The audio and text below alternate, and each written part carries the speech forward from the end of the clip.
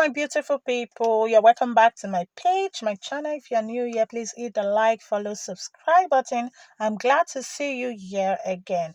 Remember this baking tips by Gigi Cakes Events. You're welcome to my channel and also my page. Please help us and support us by just liking, following, commenting on our videos. Okay, on today's video, I want to show you how to make your own tomato paste without any addition. Okay, now you see I have my fresh tomatoes. You're going to use this type of tomatoes. Okay, you're going to wash them and remove the stems or whatever it is from the tomatoes, like what I'm doing here. So there I have a beetroot fruit. You know what's beetroot fruit? That's red fruit. Is a very magical fruit. Okay, you can google it what it stands for. Okay, so now I'm going to chop my tomatoes to some pieces like that. Just cut them first into two parts, yeah, like so. Then also I'm going to go straight in chopping my beetroot into some big cubes. You can choose to cut whichever way you like, depends on how your blender is, and it's gonna just blend all together. Okay, I just chop them to some big cubes like so, and I'm gonna set them aside for a while. Okay, now I'm gonna go straight with my tomato. I'm gonna squeeze out. You can choose to squeeze out or just remove those seeds from the tomatoes. Okay, I just removed all, but I'm not going to throw the other fleshy part because I'm going to add it to it again. So I just remove all the juicy and those seeds. You can go ahead, blend this all together like that.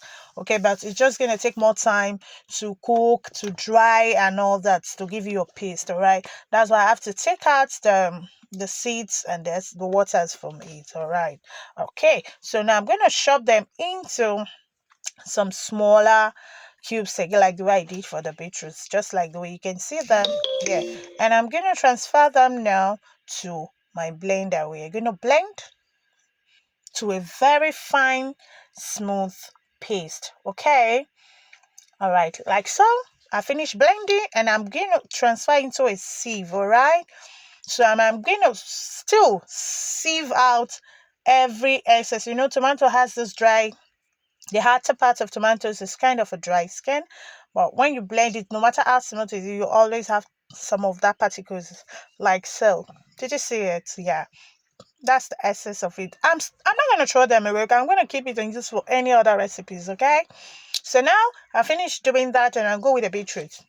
I'm going to blend again beetroot and I'm going to sieve the same. You can choose to just pour your beetroot into it because the beetroot doesn't have seeds, okay, like that of the tomatoes. Okay, just the magical way that gives your tomato paste this reddish. All right, so I sieve them out. It doesn't really have seeds, okay, that's why you can just pour it into the tomato paste just like that, like as it is. I mixed all together and I'm going to transfer to the burner to cook to my heat.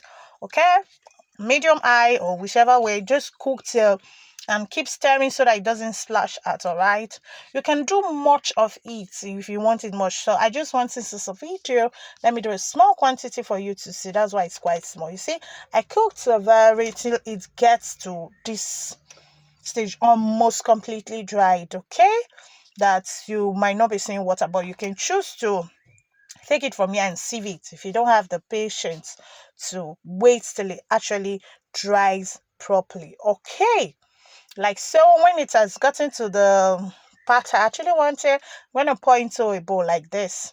Okay, now I'm going to get a sieve. All right, you can use a chiffon cloth, something that is quite of a tiny hair. All right, because you're going to sieve just the water out of this. So I'm going to pour that tomato there into that sieve, like the way you can see here. Right, then I'm going to squeeze out the juice. That's the tomato juice. Remember, I'm still not going to throw that away because I'm still going to add it to the order of the shops I had from the tomatoes while I was doing it from the miniatures. I'm still going to use it for other recipes. Okay, so you're going to squeeze this all out. Remember, squeezing it like this has not really removed the water completely, but I'm going to leave something heavy on top of it for overnight. Then we're going to come back the next day and see how it actually turns out. Okay, trust me, the next day I come out, I opened these tomatoes. My gosh, it was, you see, I'm looking for something heavier to actually place on it, so I used double of a sugar or something like a milk. Yeah, that's quite heavy. You see the extra juice that came out of this. Did you see that? The extra juice that came out of this again. So now I'm going to open it. Let's see our tomato paste actually how it turns out. It's so the aroma that comes out from this, trust me guys, you need to make your own tomato paste. Yeah, you just need to. The aroma is so amazing. It's so amazing, so freshly. It's as if you are just, yes, smelling this aroma like me. Okay, there is our tomato paste.